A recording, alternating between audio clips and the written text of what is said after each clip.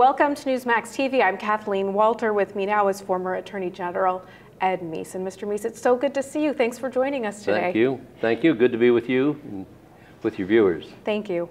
Well, I understand that you were speaking here at CPAC today. You were on a panel. Just tell us what your message is to conservatives. Well, the message basically was the importance of the first principles that the founders gave us, how they still are as valid today as they were in 1787, and that it is the responsibility of conservatives really to retake our country, to go back to those first principles and get away from the all-powerful state that the current administration seems to want to inflict upon the country.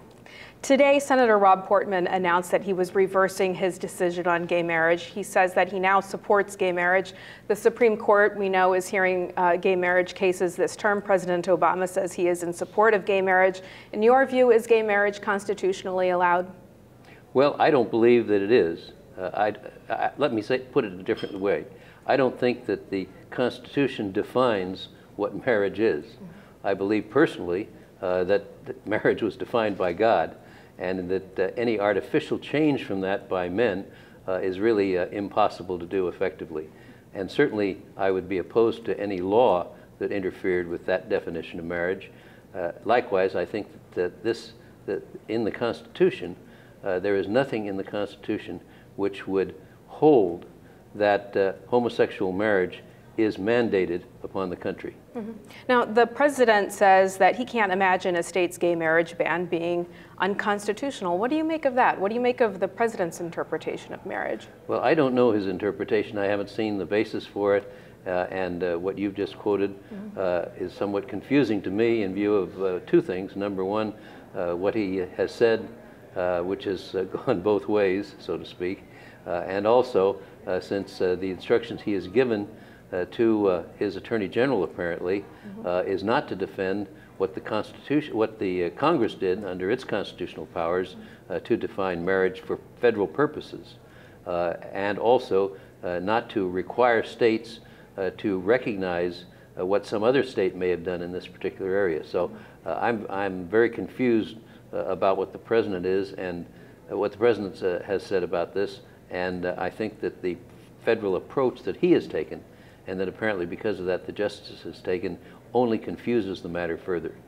Now, Senator Rand Paul's recent filibuster brought attention to the President Obama's usage of drones. The question was, does the president have the constitutional authority to use drones on American soil? Attorney General Eric Holder said it would not be appropriate. How do you view the Attorney General's response? He didn't say that the president didn't have the authority, he just said it wouldn't be appropriate.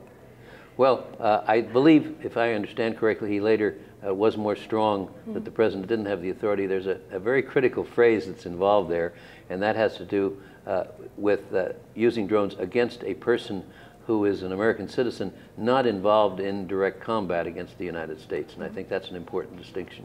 Do you think that this program needs judicial review? The drone program? The drone program. Well, not as it's presently being used, and that is drones are being used against people who are taking up arms against the United States, and they're being used outside the country. Now, President Obama wants to unilaterally cut our nuclear weapons arsenal down to a third and without the consent of Congress. Does this strike you as constitutionally allowed? The president, as commander-in-chief, has considerable latitude under the Constitution. I think it's very unwise to do something like that, something that affects so importantly the safety and the national security of the United States. I would think he would want to have Congress in accord with him on how we approach this particular matter.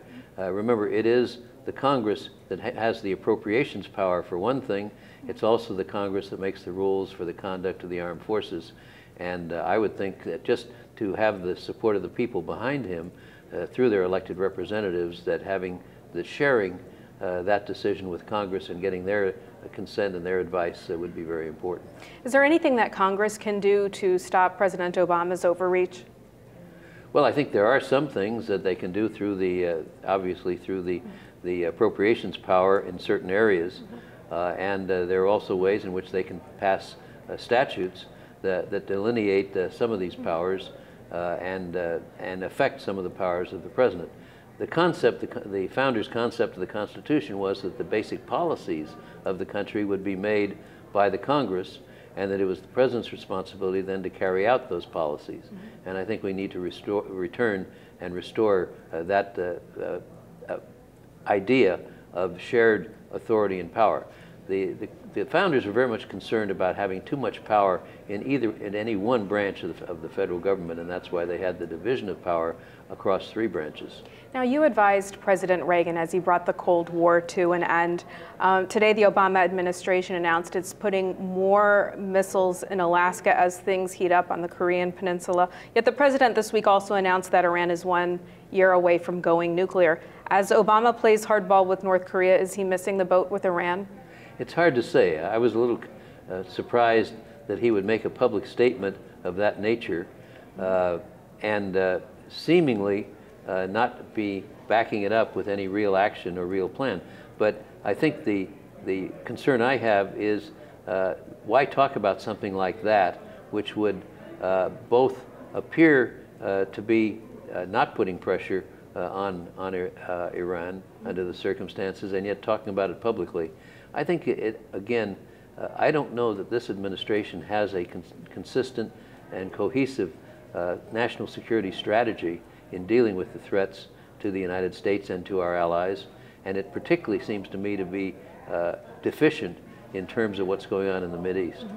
As Ronald Reagan's close friend, what do you think he would say if he saw how successful CPAC is today on its 40th anniversary? I think he'd be very happy. As you know, Ronald Reagan attended here many times, spoke many times, was very interested in CPAC and in the conservative movement. And I think he would be very gratified, particularly by the number of young people and by the number of very competent leaders, particularly in the Congress and in the case of some of the governors that we have here at CPAC. So I think he'd be very pleased. Mr. Edwin Meese, thank you so much for being with us today. Thank you. And thank you for watching Newsmax TV.